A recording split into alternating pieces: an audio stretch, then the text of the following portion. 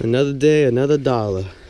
So we got our crank here, we got our block here, we got our pistons and rod combo, got our bearings and piston rings. Goal for today is get the crank polished, get this block honed, rehoned, and cleaned, and hot tank pressure washed. Get the ring gaps set for the new rings. Possibly check out bearing clearance if we have time, and then reassemble these, the rotating assembly. So all in all, hopefully it'll be a productive day. So let's go ahead and get to the machine shop.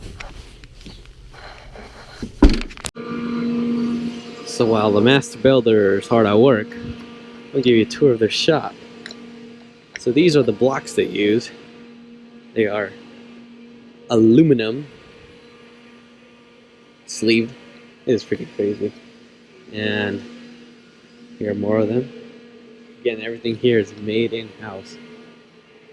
This is where they cut their cranks. They make their own cranks.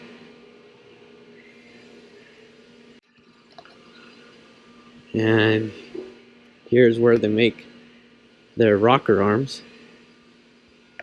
I was talking with him and we're like, imagine we can make our Evo rocker arms for the 4G out of billet. That'd be freaking crazy. This is where they make their seats for their valves. Here are the blocks again. Here are the heads. I'm in heaven right now.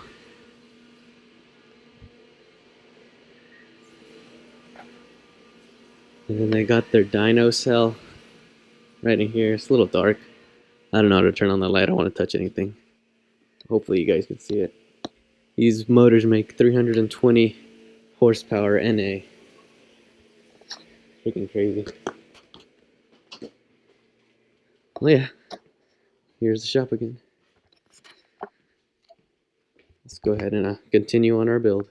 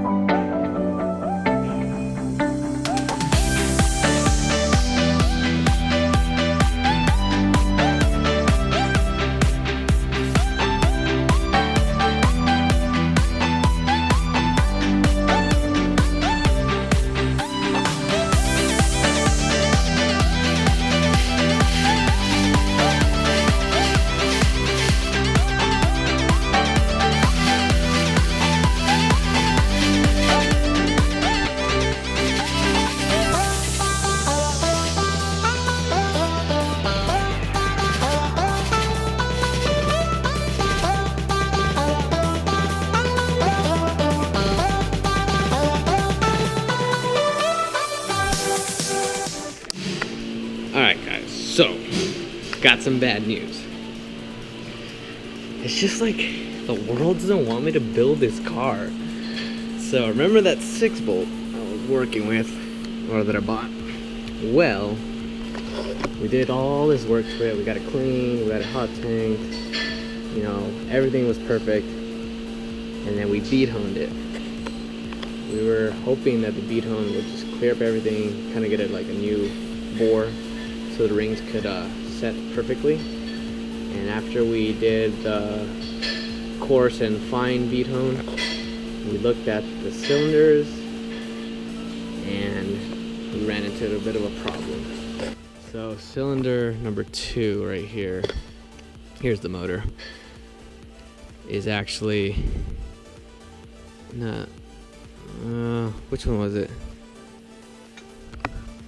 Oh yeah, cylinder number 2. You can barely catch your finger on this bore. So, you know, my friend who was helping me build this motor, who's built many motors before, he said, I wouldn't run it. This is pretty much trash, you know, the bore is trash. I'm just gonna waste a set of rings if I were to put it in here because it wouldn't seat correctly. You can see there's more right here. So he said to either, you know, bore it out to 30 over or get a new block. And the problem is that I already had my whole, you know, rotating assembly set for 20 over block, so pretty much that only left me with one option, and that was to get another block. So this is motor number 3. I have sourced another block, standard bore. Kind of sad because the standard bore was actually perfect, so I could have used, you know, like that motor would have been good for, you know, a stock rebuild, but since I had, you know, a 20 over setup, I had to get that bored and honed for 20 over. So I have a new motor again, and now that's where we're at. We're tearing this motor down, breaking it apart, you clean it up. We're about to resurface it, so let's go ahead and take a look at that.